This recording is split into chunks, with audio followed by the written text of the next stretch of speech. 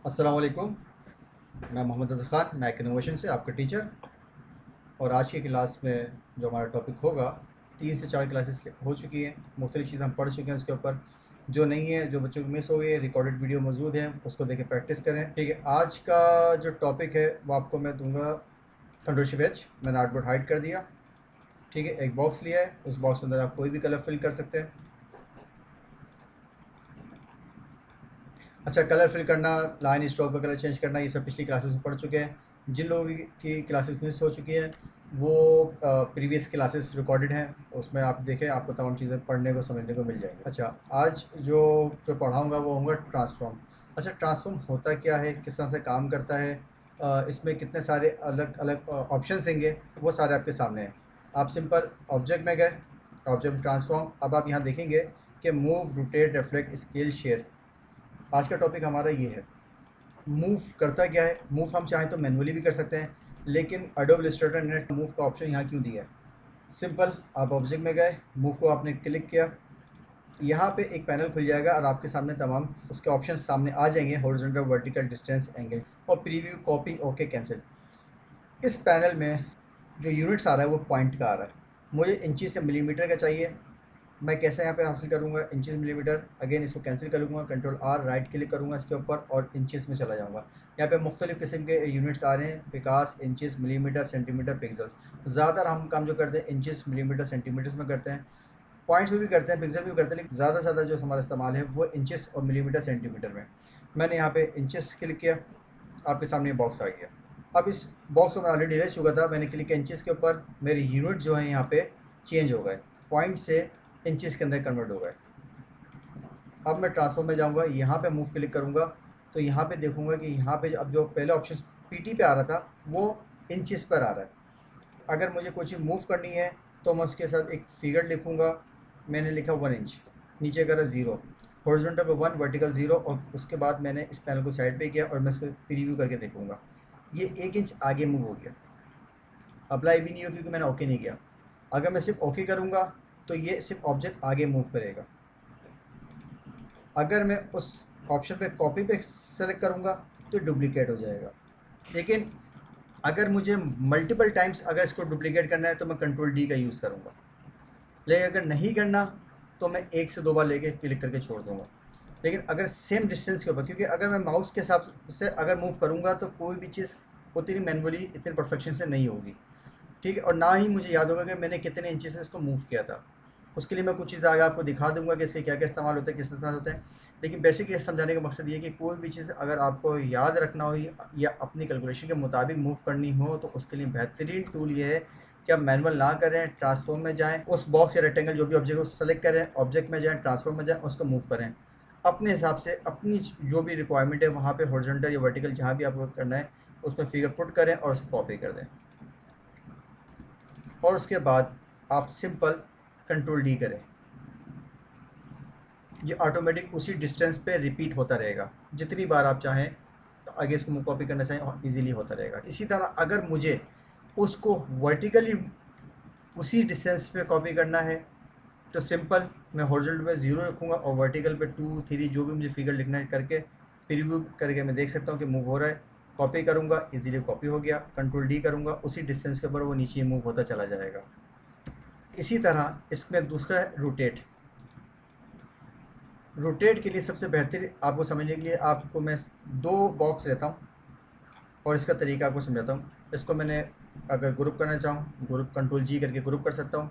Group ना करूँ तो बगैर ग्रुप पे भी इस पर अप्लाई हो जाएगा। ऑब्जेक्ट में जाऊँगा, ट्रांसफॉर्म में, रोटेट। अब रोटेट के लिए मुझे यहाँ पे एंगल सीखना होगा। ठीक है, अब मैं प्रीव्यू करूँगा तो ये रोटेट हो रहा है। अगर मैंने इसको 45 पे लिखना है तो 45 पे भी रोटेट हो रहा है और मैं इसको कॉपी कर दूँगा। अब कंट्रोल डी करूँगा, जितनी बार ये उतनी बार डुप्लीकेट होता रहेगा। ज़्यादा करने से फ़ायदा नहीं, वो ओवरलैप हो जाएगा, 2 दफ़ा कॉपी हो जाएगा, फ़ायदा नहीं है। लेकिन अगर मुझे कोई चीज़ सर्कल के तौर पे चाहिए तो सबसे बेहतरीन तरीका है कि रोटेट का मैं ऑप्शन तैयार करूँ। वापस मैं सिंगल बॉक्स के ऊपर आ गया, मैं वापस इसको सेलेक्ट करूँगा, ऑब्जेक्ट में जाऊँगा, ट्रांसफॉर्म। अच्छा, रिफ्लेक्ट। ये बॉक्स चारों तरफ से एक जैसा, आपको पता नहीं चलेगा कि रिफ्लेक्ट हो रहा है नहीं हो रहा। पहले मैं इसकी कुछ शेप चेंज करना चाहूँगा तो शेप चेंज करने के लिए मैं या तो किसी को ऊपर या नीचे कर देता हूँ, ताकि आपको पता चले कि फ्लिप हो गई, ये रिफ्लेक्ट हो गया कैसा नज़र आएगा।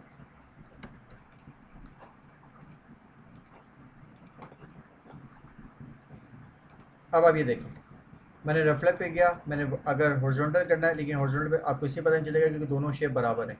लेकिन वर्टिकल पे मैं जाता हूँ और कॉपी करूँगा, तो ऑब्वियसली आप खुद देख सकते हैं कि ये कॉपी हो रहा है। ठीक है, अब ये आमने सामने होगी। ठीक है, अगर मुझे दूसरी तरफ मूव करना हो, ऑब्वियसली मैं उसकी डायरेक्शन चेंज कर दूंगा, वो उसका मूव हो जाएगा। ठीक है, स्केल, स्केल के अंदर आपके यूनिफॉर्म नज़र आ रहा है, हॉरिजॉन्टल, वर्टिकल, तमाम ऑप्शंस में मौजूद होंगे, प्रीव्यू वगैरह। अच्छा, अगर यूनिफॉर्म पे मुझे नहीं करना स्केल, मैं इसके लिए इसको वापस एक स्क्वायर ले लेता हूँ, ऑब्जेक्ट में गया, ट्रांसफॉर्म स्केल। यूनिफॉर्म पे मुझे कुछ बड़ी या छोटी करनी हो, मैं उसके परसेंटेज लिखूँगा, 100%, हर एक को वो कैलकुलेट 100 से करता है। मैंने 50% लिखा, ओके कर दिया, उसने 50% चारों तरफ से उसको छोटा कर दिया। लेकिन अगर मुझे किसी एक तरफ से करना है और दूसरी तरफ से नहीं करना, तो सिंपल है, मैं उस नॉन यूनिफॉर्म पे करूँगा और उसको फिगर पुट करके इंटर कर दूँगा। अगेन वर्टिकल पे भी सेम थिंग, मैं कॉपी करने के प्रीव्यू से, मतलब कॉपी से पहले अगर मैं प्रीव्यू करके देखना चाहूँ तो वो भी इजीली मैं कर सकता हूँ। अगर मैं कॉपी करना चाहूँ तो सिंपल क्लिक कॉपी पे करूँ और ओके पे करूँगा तो डायरेक्ट उसके ऊपर अप्लाई हो जाएगा, ऑब्जेक्ट मेरा कॉपी नहीं होगा। बेसिकली ये सारे काम हम मैनुअल भी कर सकते हैं, लेकिन मैनुअल में और ट्रांसफॉर्म के थ्रू करने में फ़र्क क्या है। जब कोई आप कुछ चीज़ पैकेजिंग वगैरह बना रहे होते हैं, तो आपके पास 4 फ्लैप होते हैं। नॉर्मली क्या होता है, कोई ना कोई आपको सेम टाइम पे एक जैसा अप्लाई करना पड़ता है। तो उस वक्त सबसे ज़्यादा एक आपके लिए चैलेंज ये होता है कि आपको पता हो कि उस बॉक्स पे मैंने लोगो रिप्लेस करना है तो सेम टू सेम करना है और कैसे होगा। या क्लाइंट की रिक्वायरमेंट है कि मुझे उस पैकेजिंग के ऊपर क्या मुझे 35% लोगो अपना माइनस कर दो। मैं एक पैकेजिंग का आपको एक मौका बना के दिखाता हूँ कि एक फ्लैट आउट ऑफ पैकेजिंग का होता कैसे है। मैं एक रफ साइज़ ले लेता हूँ समझाने के तौर पे। ठीक है, मैं उसका साइज़ जो अपने हिसाब से एक रेंडमली कर लेता हूँ। हमेशा रखिएगा बॉक्स की दो साइड्स जो होती हैं, एक नॉर्मली पतली और चौड़ी थी। बहुत कम बॉक्स होते हैं जो दोनों तरफ से बराबर हों, वरना नॉर्मली आप किसी भी बॉक्स को उठा के देखें, एक तरफ से वो चौड़ा होगा, एक तरफ से पतला होगा। अगर मैंने इसकी फ्रंट इसका मैंने अपने अंदाज से 3 इंच रखा हुआ है और हाइट इसकी मैं 7.5 रखी है, तो ज़रूरी नहीं कि इसकी सेकंड वाली साइड भी 3 इंचज़ हो, मुमकिन नहीं कि हो सकता वो 5 हो, मुमकिन है कि वो 3 हो, बराबर ही हो। लेकिन ज़्यादा चांसेस ये होते हैं कि पैकेजिंग में ऐसा नहीं होता है। ज़्यादा कोई इस तरह के पैक होते हैं कि दोनों साइड थोड़ी बहुत फ़र्क रखती है। हाँ, जैसे बोतल है या स्क्वायरिश शेप है, उसके लिए जैसे मेडिसिन के बॉक्स होते हैं, सिरप के बॉक्स होते हैं, वो नॉर्मली मोर और लेस एक ही जैसे साइज़ के होते हैं, उसमें फ़र्क नहीं होता। लेकिन जैसे आप न्यूट्रिशन पैक देख लें, आप दूसरे कोई परफ्यूम के बॉक्स देख लें, उसमें हमेशा विद इस तरफ एक तरफ की अलग होगी और फ्रंट की अलग होगी। चीज़ को मेंशन करते हुए मैं आपके सामने एक डेमो बना रहा हूँ, तो आपको अंदाज़ा हो जाए कि मैं कहना क्या चाह रहा हूँ। मैंने एक बॉक्स लिया, उसकी लाइन ली अलाइन करने के लिए, इस सर्कल को लिया, उस स्ट्रोक को लिया और लेफ़्ट अलाइन कर दिया। अच्छा, अब पैकेजिंग में आपने अक्सर देखा होगा कि उसके अंदर फ्लैप होते हैं, नॉर्मली फ्लैप जो है। अब मैं इसमें इंटर किया, मैंने 0 0 फिगर रखा है, मैंने कोई किसी किस्म की फिगर नहीं रखा और वहीं रहते हुए मैंने कॉपी किया और इस फ्लैप को उठा लिया। नॉर्मली फ्लैप थोड़े से अंदर डाई होती है, डाई वैसे नॉर्मली क्लाइंट प्रोवाइड करता है, लेकिन फिर भी आपको पता होना चाहिए कि एक पैकेजिंग में किस तरह की सूरत या उसकी शेप होती है। अगेन मैं इस बॉक्स को लूँगा, इंटर करूँगा, ऊपर 0 नीचे 0 लिखूँगा, कॉपी करूँगा। अब यहाँ से मैं इसका फ्लैप लूँगा। ये फ्लैप कितने इंच का होगा, ये कितनी विड्थ का होगा, कि ये फ्लैप उतनी उसकी विड्थ होगी या उतनी हाइट होगी जितनी इस पैनल की है, क्योंकि ये इसके ऊपर ओवरलैप होगा। अगर इसके 3 इंचज़ है तो इसकी भी जो हाइट होगी वो 3 इंचज़ होगी। मैंने स्ट्रोक ली, इस बॉक्स से मैं टॉप अलाइन करूँगा और इस बॉक्स को मूव करके इसके साथ मैं बॉटम अलाइन करूँगा। ठीक है, ये बॉक्स हो गया। मुझे ये बॉक्स गलत लग रहा है, एक सेकेंड।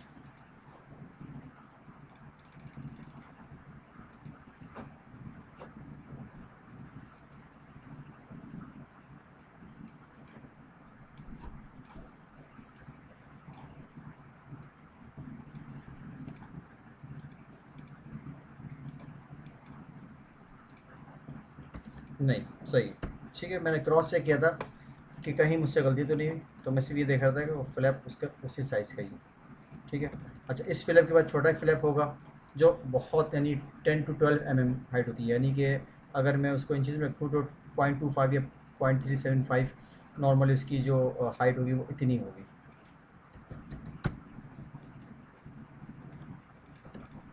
मैं 0.5 भी करूँ तो कोई मसला नहीं है।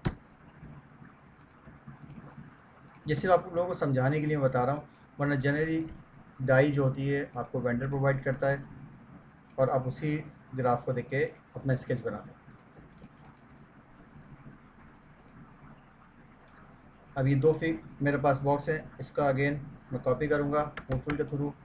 कॉपी, ये वहीं रहते हुए कॉपी हो गया, शिफ्ट के साथ नीचे लाया। अब मैं इसको फ्लिप करूँगा, ऑब्जेक्ट में गया, रिफ्लेक्ट। ठीक है, अब मैं देखूँगा इसमें प्रीव्यू करके हॉरिजॉन्टल के साथ कि फ्लिप हो रहा है। ओके, इस बॉक्स को इस लाइन के साथ मैं टॉप लाइन कर दूँगा। अब इन दोनों बॉक्स को मैं पकड़ के आगे फिर मूव करूँगा, लेकिन कितने इंच पे करना है मुझे कंफर्म करना होगा। कंट्रोल जी, मैं इसको ग्रुप कर लेता हूँ। इस पर विद आ रही है 8। ठीक है, मैंने इसको ग्रुप किया, इंटर किया, 8 पॉइंट लिखा, नीचे वर्टिकल को 0 किया और उसके बाद इसको कॉपी कर दिया और इस बॉक्स को मैंने फ्लिप करना है।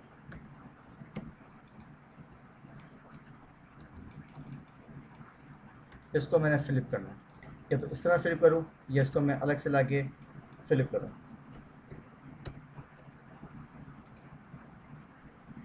मैंने यहाँ शॉर्ट की इस्तेमाल की है, मैंने बॉक्स को लिया, ओ दबाया, इंटर किया और यहाँ पे वो ऑलरेडी हॉरिजॉन्टल चेक था, मैंने सिर्फ ओके किया, वो फ्लिप हो गया। कंट्रोल जी, और उसके साथ मैं टॉप अलाइन कर दूँ। अब मैंने यहाँ पे स्ट्रोक नहीं ली क्योंकि मैं अलाइन करने के लिए मेरे पास ऑब्जेक्ट मौजूद था। ठीक है, अब मैंने इसके साइड के ऊपर एक और फ्लैप बनाना है जो नॉर्मली अंदर पेस्ट हो जाता है। ये पूरा का पूरा मैं आपको एक मैकेनिज़्म समझा रहा हूँ कि डाई लाइन जो होती है बॉक्स की वो बनती किस तरह से। राइट अलाइन कर दिया और उसको मैं लाइन डिलीट कर दी और इस जे को थोड़ा सा मैं अंदर कर, ये फ्लैप थोड़ा सा अंदर की तरफ होता है। ये आपका एक डाई बन गई, एक बॉक्स। अच्छा, ये जो नॉर्मल डाई होती है कुछ इसी तरह की होती है, ये मैंने रफ बनाई है। ठीक है ना, जब एक्चुअली मैं किसी आर्टवर्क पे काम करूँगा तो इंशाल्लाह हो सका तो मैं तो उसकी भी मैं प्रॉपर एक डाई के साथ आपको शेयर करूँगा। मगर डाई बनती इस तरह से जो मैंने आपको प्रोसेस बताया। साइज़ आगे पीछे हो सकता है, ऑब्वियसली हर प्रोडक्ट का साइज़ अलग होता है, लेकिन मैकेनिज़्म यही होगा, तरीका यही होगा जो मैंने आपको भी बताया। अच्छा, अब यहाँ पे सवाल ये था कि जो मुझे ट्रांसफ़ॉर्म की ज़रूरत पड़ रही है या क्लाइंट मुझसे कहेगा कि छोटा बड़ा कर, जो मैं भी बात कर रहा था कि मैं मैनुअली किसी चीज़ को छोटा बड़ा क्यों नहीं कर रहा। मिसाल के तौर पे मैंने यहाँ लिखा, अभी तो मेरे पास कोई लोगो नहीं है तो मैं बेसिकली लोगो लिख के लगा रहा हूँ कि मेरे पास जो लोगो होगा वो कुछ एक सर्कल में होगा या किसी भी शेप में हो सकता है वो लोगो हो।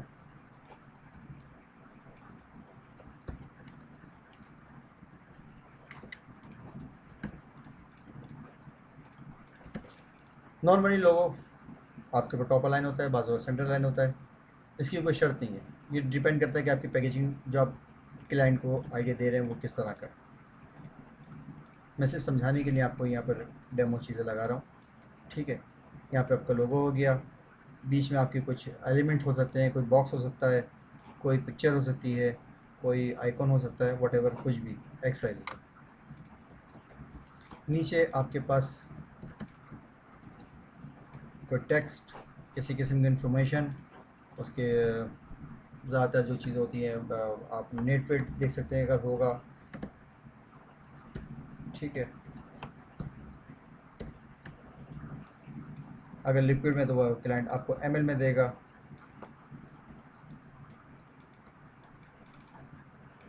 नॉर्मली हम जब लिखते हैं एमएल स्पेस यानी कि हमने लिखा लेट्स सपोज 30 ml या 300 ml। उसके बाद अक्सर क्या होता है कि एक ई का साइन आता है जो आप टाइप में आते हैं गिलिप्स। सबसे ज़्यादा रखिएगा कि लोगों को स्पेशल करेक्टर्स का पता नहीं होता कि वो कहाँ हाइड हुए हैं, कहाँ पर हैं। अक्सर लोग परेशान होते हैं और उसके लिए लोग क्या करते हैं, मुख्तलिफ़ तरह के शॉर्टकट अपनाते हैं, उस प्रॉपर वे में काम नहीं करते जिसमें उनको करना चाहिए। ठीक है, तो बेहतर रखिएगा टाइप के अंदर गिलिप्स, और ये विंडो आपके सामने कुछ इस तरह से खुल जाएगी। ये गिलिप्स की पूरी विंडो, इसमें स्पेशल कैरेक्टर्स हैं, वो सारे चीज़ें हैं जो नॉर्मली आपको टाइप करने कीबोर्ड पे एटलीस्ट नज़र नहीं आती। ठीक है, मुझे यहाँ से एक ई चाहिए जो एम एल का ये लगता है, वो कुछ इस शेप का होता है। अक्सर लोग उस ई को उससे भी टाइप कर देते हैं, तो मैं समझा दूँगा उस ई में और इस ई में फ़र्क क्या होता है।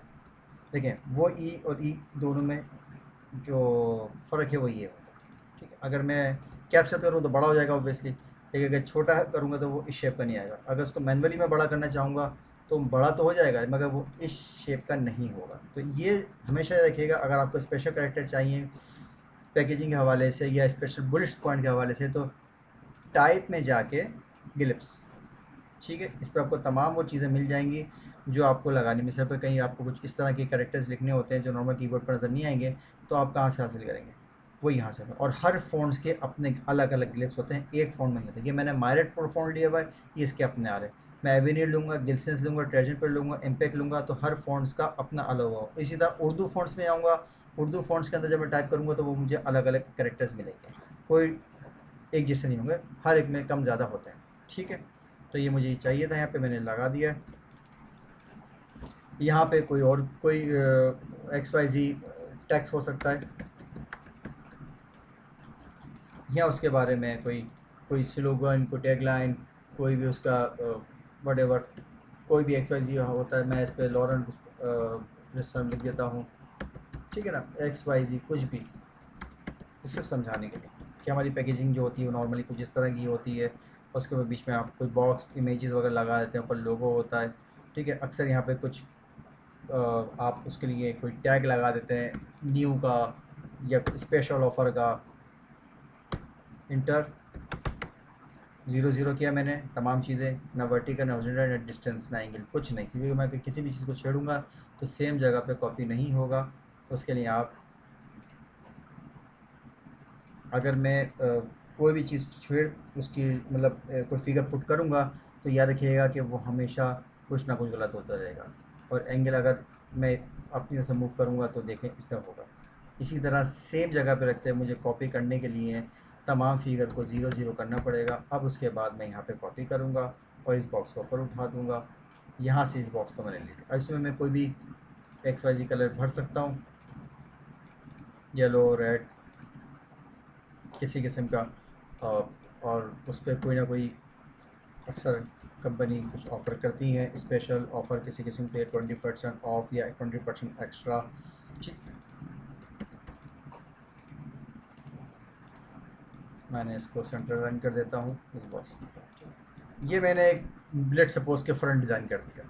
अच्छा, साइड्स के अंदर जो आपको अक्सर मिलता है वो नॉर्मल एक टेक्स्ट होता है, वो किसी किस्म का जो कंपनी नोट्स होते हैं वो उसमें होते हैं, प्रिकॉशंस होते हैं, इंग्रेडिएंट्स होती हैं, मज़ीद डिटेल होती है कंपनी की, मैन्युफैक्चर होता है, मार्केटेड बाय होता है, बार कोड होते हैं, ये तमाम डिटेल यहाँ पे मौजूद होती है। मैंने लेट सपोज इस पर कोई चीज़ टाइप कर देता हूँ और उसके बाद मैं नीचे लिख देता हूँ क्वेश्चंस, या उससे पहले लिख देता हूँ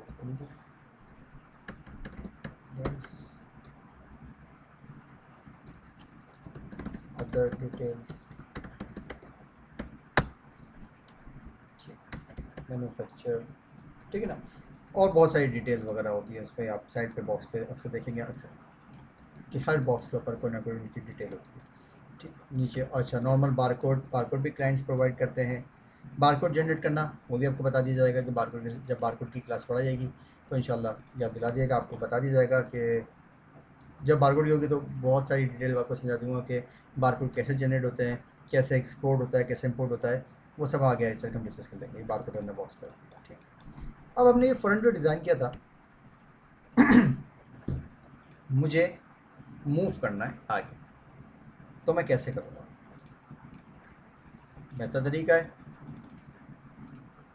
कि मैं इसको सबको सेलेक्ट करूँ, ऊपर के दोनों बॉक्स को Ctrl+2 करता हूँ, लॉक कर लूँगा Ctrl+T से।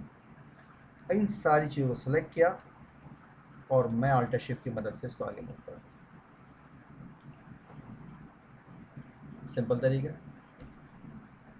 अगर मैं चाहूँ मूव रूल में, तो मैं ऑब्जेक्ट में जाऊँगा, मूव में जाऊँगा, सब 0 0 वापस 0। अब हॉरिजॉन्टल मुझे पता है 8 इंच पर ही मूव करेगा, क्योंकि मैंने अभी बॉक्स बनाने से पहले कैलकुलेट कर लिया था कि ये जो हमारा मूव है वो 8 इंच के ऊपर है। अभी मैंने सिर्फ और सिर्फ पैनल आपको ये साइड पर करके दिखाऊँ, प्रीव्यू कर रहा हूँ। मैंने अभी कुछ भी नहीं किया, सिर्फ एक डिज़ाइन बनाया, दूसरी जगह मुझे डुप्लीकेट करना है। मैं चाहता हूँ इसका फ्रंट और बैक एक तरह से सेम हो, साइड पे डिटेल चेंज हो सकती है, मैं चलेंगे फ्रंट बैक में चाहता हूँ कि सेम हो। तो उसके लिए बेहतर तरीका ये है कि मैं प्रीव्यू लूँ और यहाँ से कॉपी कर लूँ। मैंने Ctrl+C Ctrl+V नहीं करा, मैंने इसको Alt+Shift की मदद से भी मूव नहीं किया। मैंने जो मूव किया, इसको ऑब्जेक्ट में गया, ट्रांसफॉर्म, मूव, और यहाँ पे मैंने फिगर लिखा, बाकी सब 0, कॉपी, ये ऑप्शन। अब ऐसा होता है कि हमने क्लाइंट को भेजा और कुछ क्लाइंट ने फीडबैक दिया और ये कहा कि आपके पास जो डिज़ाइन है, आप ऐसा करें कि मुझे लोगो ना थोड़ा बड़ा करके दिखा दें, या तो आप मैनुअली करेंगे बड़ा, लेकिन आपको नहीं पता होगा कि आपने कितना % बड़ा करा। लेकिन जब ऑब्जेक्ट में जाके आप स्केल में जाके बड़ा करेंगे, मैंने लिखा 125, मैंने आपको ये भी पता होगा कि क्लाइंट को आप बता सकते हैं मैंने 25% इसको बड़ा करा कैलकुलेशन से, ओके कर दिया। अब वापस मैं चाहूँ एज दबाऊँ, इंटर करूँ, मेरे पास विंडो आ जाएगी। मैं यहाँ से ट्रांसफॉर्म स्केल जाऊँ, 125% इसको भी करूँ, लिखूँ 125, नॉर्मली 100 लिखा हुआ था लेकिन 125 करूँ आगे और ओके कर दूँ, तो ये लोगो 25% दोनों जगह सेंटिंग बड़ा हो। क्योंकि अगर मैं मैनुअली छोटा बड़ा करता माउस की मदद से Alt+Shift पकड़ के छोटा बड़ा करता, तो मुझे याद नहीं रहता कि ये कैसे होगा, किस तरह से कितना % बड़ा होगा। सेम फिगर चाहिए, क्योंकि बॉक्स पे नॉर्मली छोटी बड़ी एक जैसी चीज़ चल रही होती है। या मैं इस स्पेशल ऑफ़र को थोड़ा सा और मज़ीद बड़ा करना चाहता हूँ। सिंपल फ़ॉन्ट है तो मैं फ़ॉन्ट स्टाइल से भी बड़ा कर सकता हूँ, कि मैंने 38 लिखा है तो मैं इसको 40 कर देता हूँ। लेकिन अगर ये कन्वर्ट टू पाथ होता या किसी किस्म का ऑब्जेक्ट बना होता, कन्वर्ट टू पाथ होता है Ctrl+Shift+O, इससे क्या होता है कि टेक्स्ट ऑब्जेक्ट में बदल जाता है। अब टेक्स्ट टाइप नहीं होगा, टेक्स्ट टाइप नहीं होगा, ये ऑब्जेक्ट बन गया। तो फिर उसके लिए मैं क्या करता, तो ऑब्वियसली उसके लिए मुझे ट्रांसफॉर्म के पास जाना पड़ता, मुझे उसी स्केल के थ्रू छोटा बड़ा करना पड़ता। अच्छा, लोगो यहाँ से डिलीट हो गया है। इसका सही तरीका, आप इस दोनों को पकड़ें, शिफ्ट के साथ मैं दोनों चीज़ सेलेक्ट करूँगा, इंटर, 8 इंच, मुझे याद है कि मूव हमने जो लिखा हुआ है 8 इंच है। अगर आपकी पैकेजिंग का साइज़ छोटा बड़ा तो आप उस हिसाब से याद रखें, ठीक है। और यहाँ पे 8 इंच या 6 इंच जो भी आपका पैकेजिंग साइज़ है, क्लिक करें और कॉपी कर दें। Ctrl+Shift ब्रैकेट फ्रंट पे लाने के लिए, ये मेरा पेन। अच्छा, अब मैं अगले फेस पर चलता हूँ। अब ये हमारी पैकेजिंग थी जिसको हमने कहा जी डुप्लीकेट किया, छोटा बड़ा किया, स्केलिंग भी की। आज हमने ऑब्जेक्ट के तमाम जो एलिमेंट्स है उसको पढ़ा, समझा, ट्राई किया। इन चारों को आप ट्राई करें और उसके बाद फिर आगे बताएं। अच्छा, अब मैं आगे बढ़ता हूँ आपको शेयर के बारे में।